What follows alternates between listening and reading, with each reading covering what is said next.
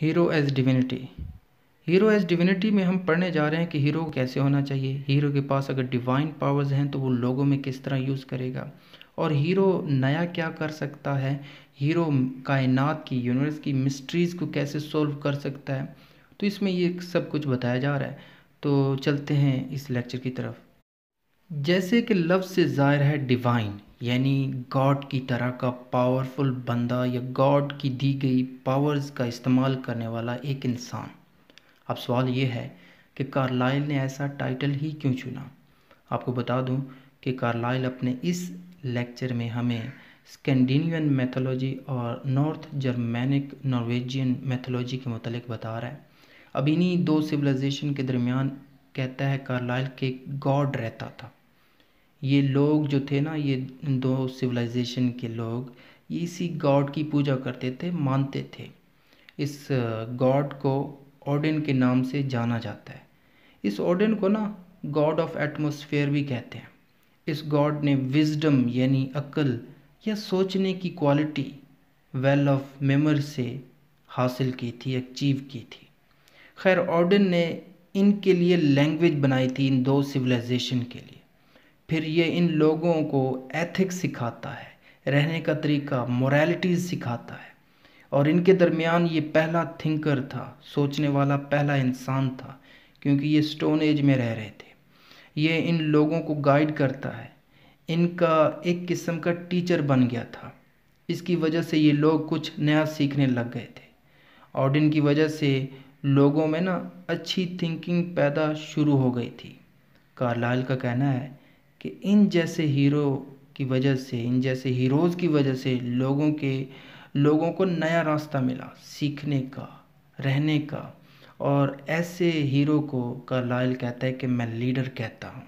और ऐसे ही हीरो जो है ना, वो लोगों में नए ट्रेंड्स, नई सोच पैदा करता है। कार्लाइल की नज़र में हीरो कौन होता है?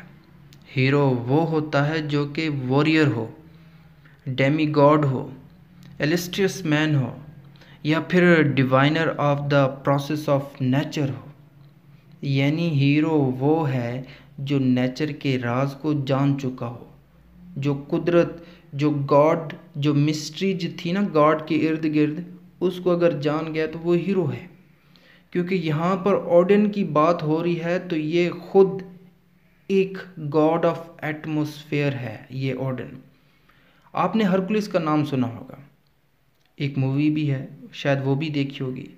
तो इसमें ये एक हीरो बनकर लोगों को मुश्किलात से, प्रॉब्लम्स से बचाता है, और ये भी एक डेमी गॉड होता है हरकुलिस।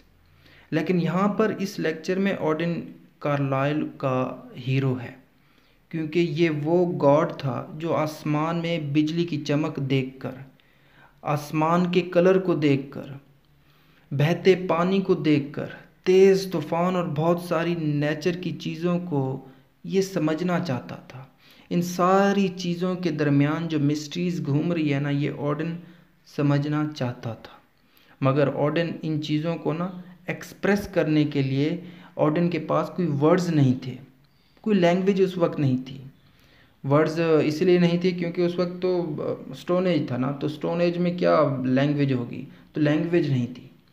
अब ओडिन यूनिवर्स की सब चीज़ों को ना एक्सप्रेस करने के लिए क्या करता है, ओडिन एक लैंग्वेज बनाता है और उन सब चीज़ों को जानने की कोशिश करता है जिसके इसके माइंड में थॉट्स चल रहे थे।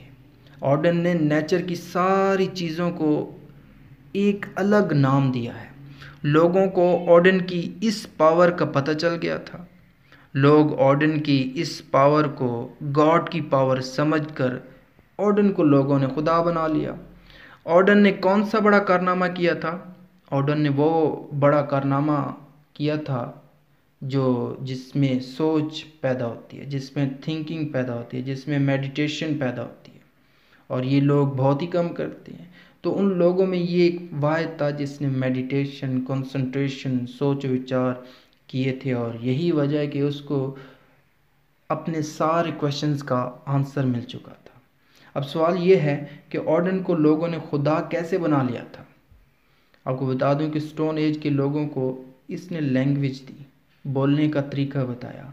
पहले किसी इंसान ने ये चीज़ें इन लोगों को नहीं बताई थी। ये सिर्फ ऑर्डन ही था इन लोगों में जो थिंकिंग करता था, गॉड की बनाई हर चीज़ के मुतल्लिक जानने की कोशिश करता था।